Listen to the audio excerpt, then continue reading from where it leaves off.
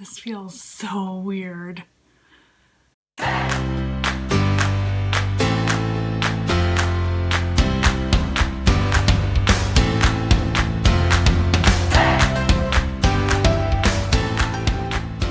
Hi, welcome to the Handmade by Lorelei podcast. I am your host, Lorelei. I'm coming to you from upstate New York on Thursday, October 4th, I think. It's been 2 months since my last podcast, and I'm not sure why that happened. I guess life just happened.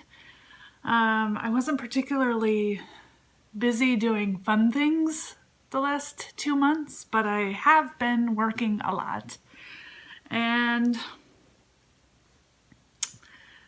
I guess that's why, I don't know. I feel like I've been making a lot of things, but yet I feel like I don't have anything to talk about, so I didn't feel like a podcast would be interesting enough. But having heard my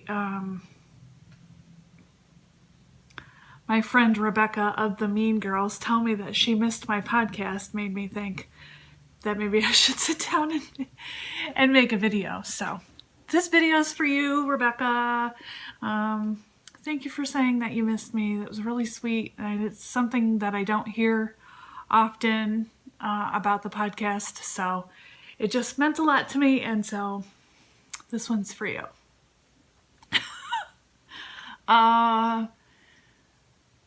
So as I said, it's been 2 months and I have made many things, I'm sure. Not too much knitting though. I feel like I've been getting into other types of crafts. Having now this part-time job at the quilt store, and actually I picked up an additional day there, so I have been working Monday, Wednesday, Friday there. I'm starting to get into more sewing, and I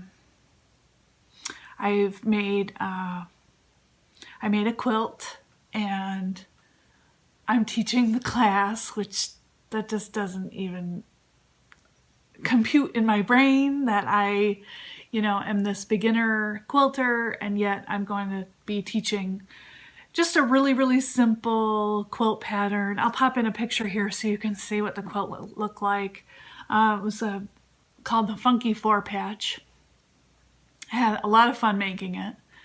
I have since started a new quilt. It's a pattern that we sell in the store that just came in called Slipped. It's an A-OK pattern, which I believe the designer is out of Texas, and the patterns are cool because they only require a limited amount of fabric. I believe that the one I'm working on, it's 5 different fabrics and you just need 1 yard of each fabric. So it is kind of a lot of fabric, but it's actually a very large quilt. So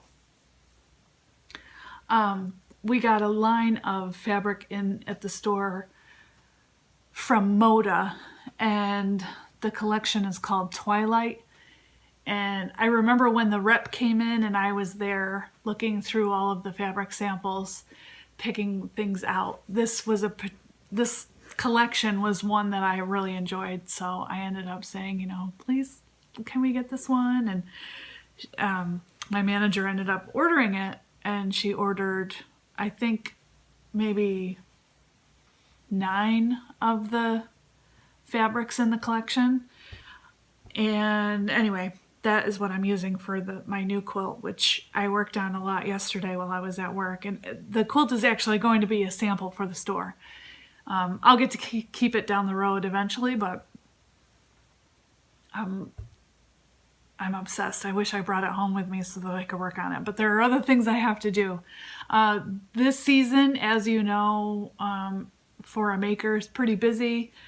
I had a show a couple weeks ago in Sharon Springs, which went really well. I have a booth there every year. This year, The show was kind of managed mostly by the Beekman boys who live in Sharon Springs, and I'm sure you've probably heard of them, but anyway, they and their staff organized the whole show, so it was much more organized this year than in years past. And I had a booth set up for the whole weekend, and it went really well. And then I have another show coming up this Saturday in Cooperstown for Cooptoberfest, which is kind of a local beer festival. Brings out a lot of families, and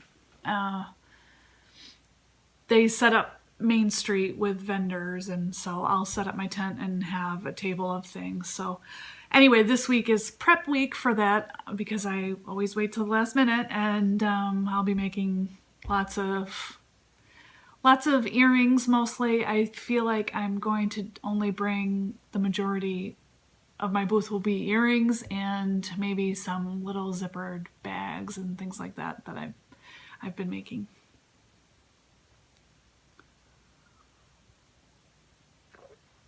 So, all that to say,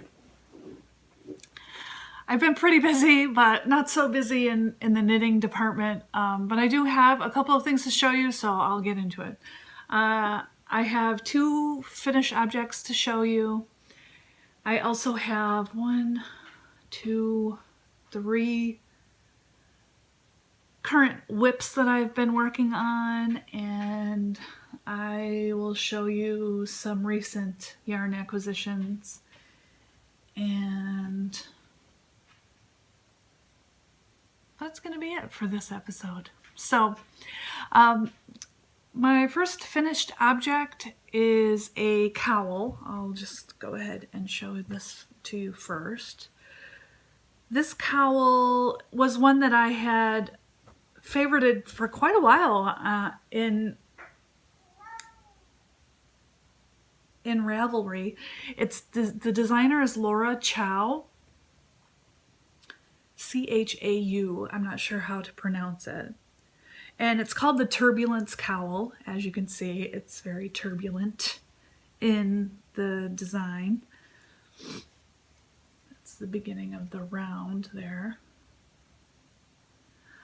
And I used this wonderful yarn from Harrisville Designs, and it's designed by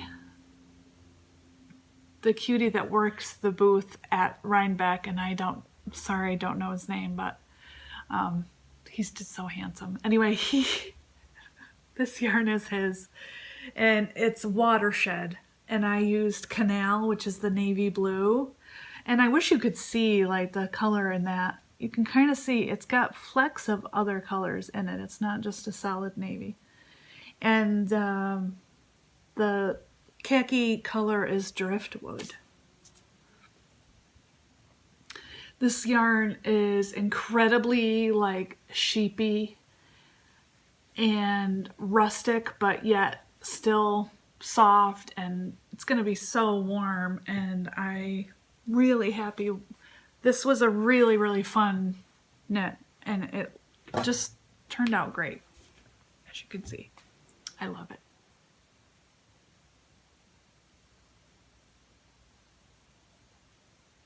I heard a buzzing. Anyway, yeah, I would make this again in a heartbeat. It was such a fun pattern. Lots of short rows, as you can see, but it worked up so quick because of all the garter. And I recommend it. So if you need a quick gift, this would be perfect. I can't imagine getting this as a gift. I would feel so lucky. It's just beautiful. The other finished object that I have is my smock-it shawl. And because I haven't been here in a while, here on the channel, that is, I never really talked about it on the podcast, but I hosted a knit-along through the month of August and September for Stephen West's pattern called the smock-it shawl. And I had just closed the thread for the finished objects on the 30th of September. And I had seven finished objects entered. And it was really fun, and everybody said they had a good time knitting it, although it was a long process. But we did it. Here is mine.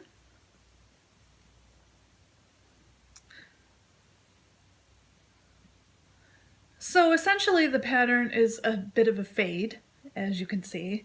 You know, Stephen used lots of really, really bright colors.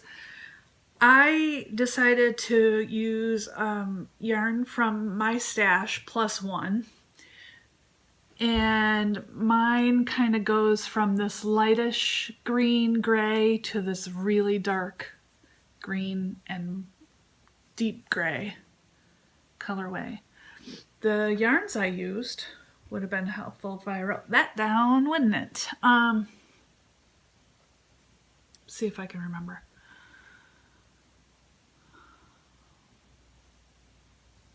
I don't think I can.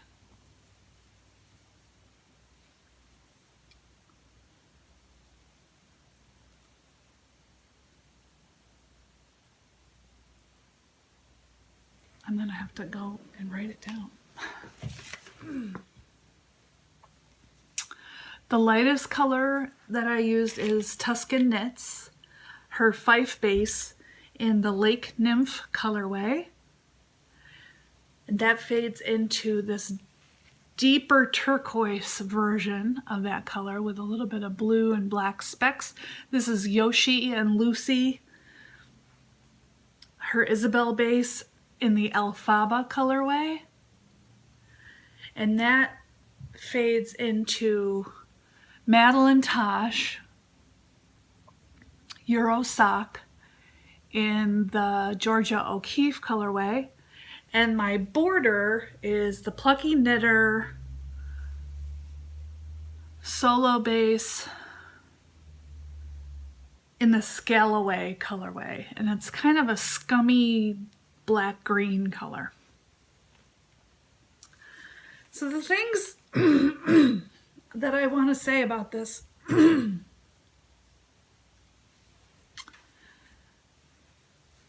is it took a really long time because it's knit in a way that you don't know it's knit this way until you buy the pattern and, you know, download it and print it out. But it's knit from end to end, which is a lot like a scarf. And that's why I don't like knitting scarves. It's just not, it's not my favorite knitting technique. I don't know, something about it just takes a really long time. So the rows aren't incredibly long because, you know, that starts on one small end. And we work the body of the shawl first and then picked up all the stitches, like, I don't know, some ridiculous amount, like 600, and did the border. And the border has the smocking. As you can see, my smocking didn't turn out very well at all because I had a hard time reading where I was at and what I was doing here with the smocks. So the smocks are, it's out of ribbing, and they should be gathered, 3 of them gathered, 3 of them gathered, 3 of them gathered. And mine just didn't end up that way.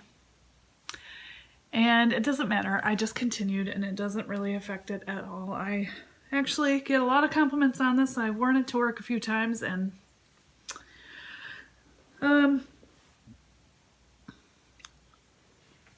Picot bind off took forever, but was worth it in the end. I really enjoy the shawl as a finished object. It's just, I wish I had thought a little bit more about it before choosing it for a knit along. However, the people that didn't participate seemed to have a good time knitting it. I hope they had a good time. And I hope to do another knit along, maybe something a little bit faster and more fun. So I'll be on the lookout for patterns to to focus on. But that is all the finished objects I have for today. I have a couple of works in progress going. I guess I'll go over the oldest one. Bit of a fail, really. I'm going to try to show you carefully. I'm keeping it in this Vera Bradley tote bag. I think I mentioned this on a previous episode. I am working on the He Show shawl by Olga Jazzy. Here is a picture of it. I was knitting this on bamboo needles. My tulip needles. And the tulip needles even have like a, I think I threw them out. Long story short, they broke. There's so many stitches on the needle at this point because the shawl is extremely long and narrow. The needle could not handle all of the stitches, and I, had to really like shove the stitches along the needle cord to work each row. And the needle broke in the middle of a row, of course. It couldn't have broken, before I started the row, or, So what happened was I tried to get the stitches back on the needle and could not. And in a fit of rage, I ripped the needle out completely. And now I have the shawl in here, and it's not on any needles. And I do not have the heart to attempt to rip back that salmon colored row to restart. I just don't even want to touch it. I threw it in this bag that day, and this was like 2 months ago. So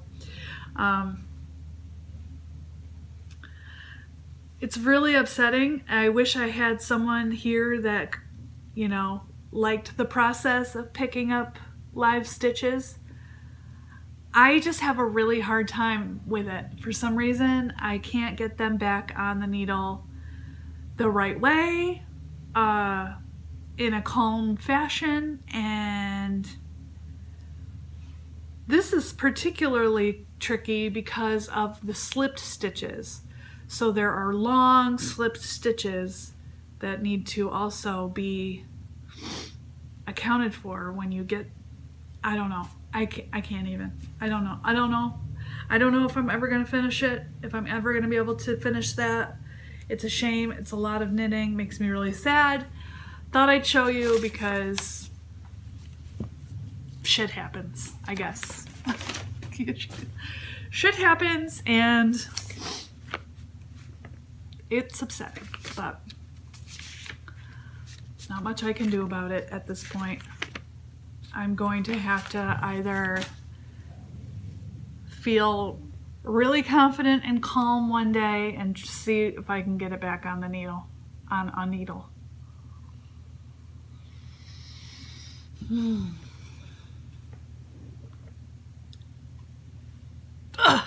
It makes me so mad that that needle broke the way it did, and the way I panicked, and I just didn't know what to do and how to salvage it, and now it's just sitting, and it's just such a shame because I really, really wanted that shawl. I really, really worked hard on it. I still had quite a bit of a ways to go in the knitting, probably at least 2-3 more color repeats. I mean, quite a bit left. So I don't know. Anyway, I'm not going to think about that anymore. Another thing I'm working on is a Christmas gift. I worked up a tiny tassels shawl by Karen Fernandez for London Loop. This is a free pattern on the London Loops webpage. It's a small triangular shawl. I did block it. It's a little wrinkled because it's been in this bag. But it's a triangular shawl that has little tiny tassels along the bottom edge. And that's kind of what they look like. These are a pain in the butt to make. So that's why it doesn't have any more except just that one so far. Eventually I will finish them. I have someone in mind that I'm going to be giving this to for Christmas. Hopefully she enjoys it, but she's a small person, so I think this small shape will suit her, and I think even with a shawl pin it'll work out. She wears a lot of pins, like enameled pins and things. So the yarn I used for this is On the Round Everyday Fingering in the Mavis colorway, and it's a beautiful color, and it actually softened up quite a bit. It tended to be a little scratchy while I was knitting, and I was worried about how it was gonna block and feel, but after I blocked the triangle, it really feels nice. The tassels I'm making out of Sweet Georgia, and I don't exactly know the base this is. It's definitely MCN of some sort, and it's kind of this nice deep raspberry color, and this is just a leftover skein from another previous project that I worked on. So that is another thing that I have been kind of slowly working on little by little. And then my current work in progress that has all of my attention lately is the Veronica cardigan by Shannon Cook. I am knitting it in this Knit Picks Wool of the Andes in the Lava Heather colorway, and that's a good representation of the color. It's kind of a really deep burgundy with little flecks of blue and yellow. It's a heathered color, obviously. I had been wanting to knit this for a long time, ever since it came out. And I guess I just had issues with making this really huge ribbed, lots of ribbing cardigan, like oversized cardigan for me who I recently lost a little bit of weight, so I felt like I was ready now to tackle this project. I don't know, I have an issue. I want to knit more sweaters, but I don't want to knit sweaters for the size I am now. Call me crazy, but I don't know. So hopefully this will jumpstart my sweater knitting mojo a little bit, but here's what I have so far. It doesn't look like much at the moment, but you can see I'm just still working up one side. I'm not quite halfway yet.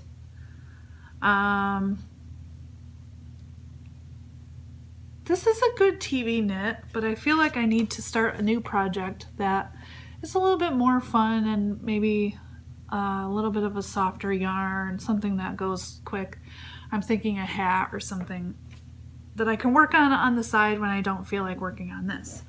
I'm knitting this on just Knitter's Pride size 8 rosewood needles, and it's coming along. I mean, it is kind of an enjoyable knit. It's, like I said, it's good TV knitting. It doesn't take a lot of brain power. I don't need to look at the pattern anymore. And I like that it's knit all in one piece, and then you do a little seaming at the arms. Let me show you what this pattern looks like. I have a couple pictures here I can show you. Here's kind of what the arms look like. Here's the back of it. It's just a big blanket, really. I mean, something you can like cozy up on the couch in.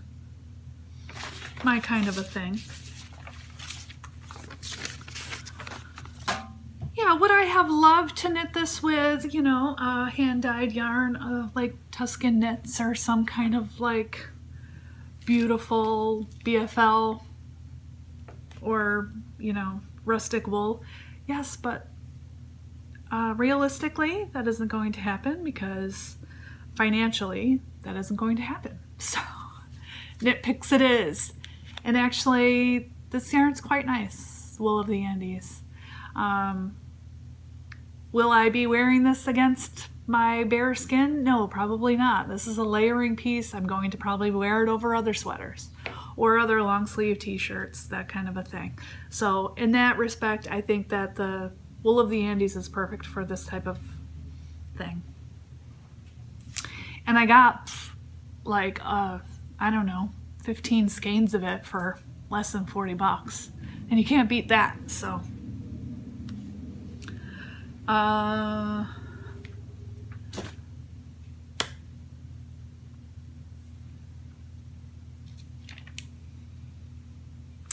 tried to do one other pattern. I cast on a shawl that had just come out from Sweet Georgia. It's their fall line of knitwear, volume 4, I believe it is.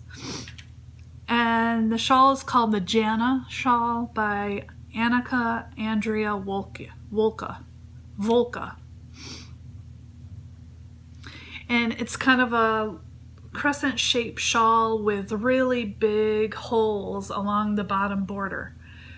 And it's really cool. And I was using some beautiful yarn by Zen Yarn Garden in a DK weight. And I don't remember the colorway, but I had to frog it because, let me get the pattern. As you can see, the holes are staggered. So I finished the first row, and by the way, you do this bottom up. So you cast on 400 stitches or some crazy thing.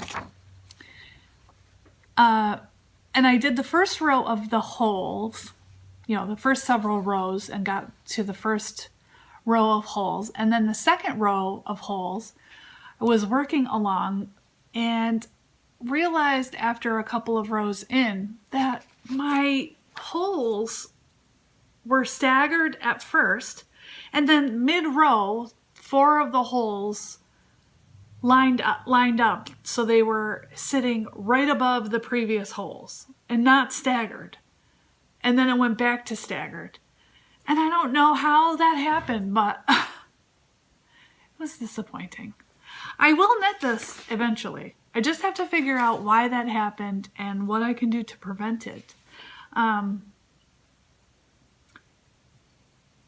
thought for sure I counted exactly the right number of stitches in between the holes. So I really just don't know. I don't know what happened there.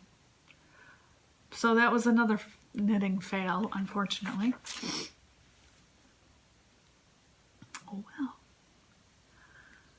So the only other thing I have to talk about is some yarn I got recently. One is some single ply yarn that I recently got from my Knitcrate. If you're interested in checking out Knitcrate, I'm an ambassador, which means I get, when you click the link that I will provide in the description box below, and you order a subscription, I'll get some kickback from that. I recommend Knitcrate, especially if you're wanting to try out new yarns that you don't have access to. For me, it's wonderful because I don't have any local yarn stores around me. So I get to try out new yarns this way, and they just show up at my doorstep. And this particular one is not the sock crate, it's the artisan crate. Anyway, I got 2 skeins of Dragonfly fibers in the Metamorphosis colorway, which is this beautiful blue, pink, mauve. I got 2 of those. It's a really nice, smooth, single ply yarn, 430 yards, 100% superwash merino. And it's really beautiful. It's really, really beautiful. This is not a colorway that I would typically gravitate towards if I was to buy it, but I'm really anxious to see how it knits up, because the project cards that came with this, the pattern that came with it, looked really interesting. I'll see if I can pop a picture in here to show you what that looks like knitted up. I believe they show a knitted project and a crochet project, if I remember correctly. But definitely check out Knitcrate.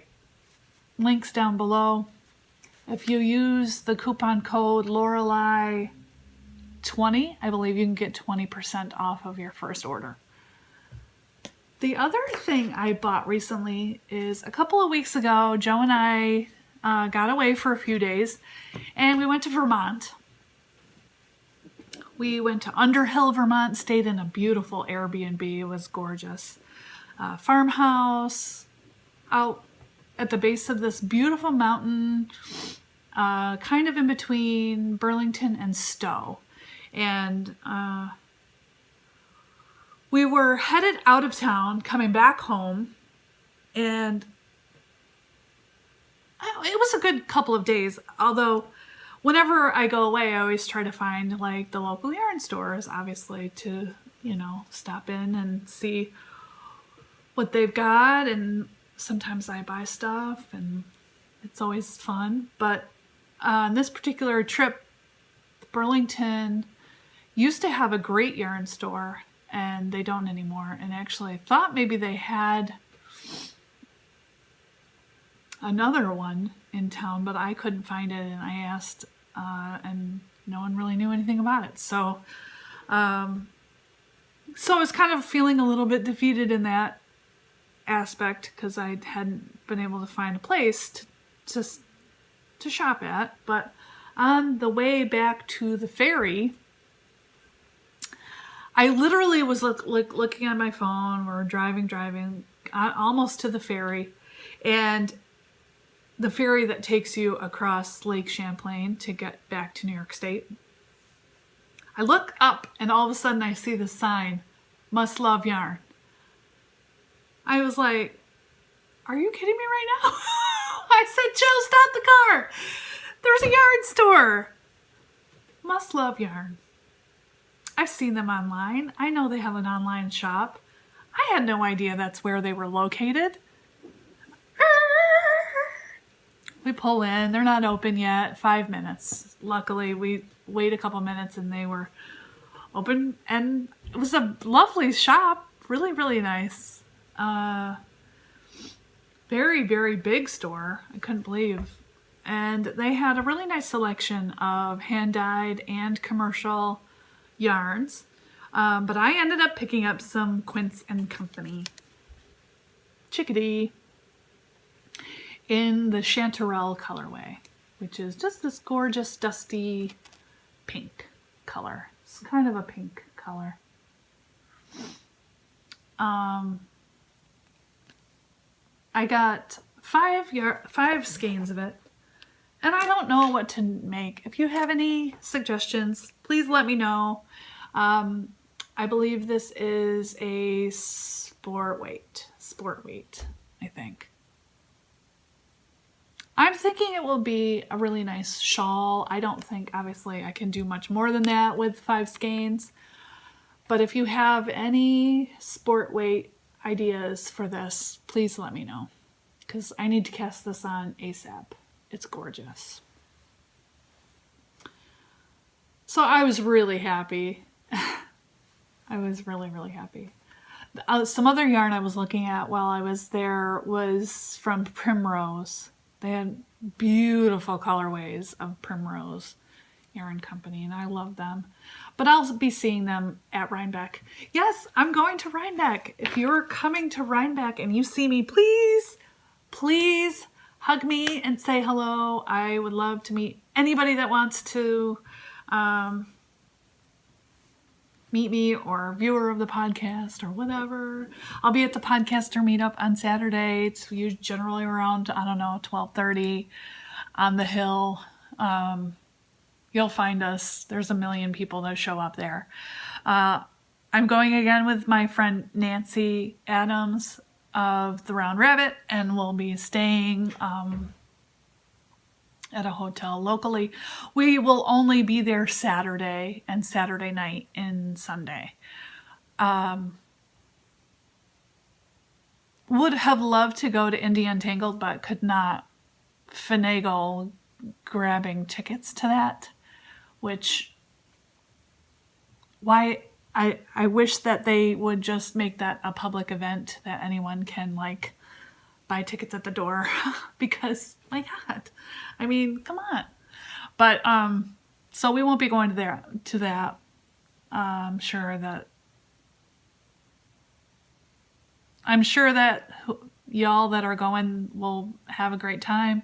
I went last year. It was a zoo, but I guess they have a new venue this year, which I've heard is bigger, although they still only sold limited tickets. So bummer, but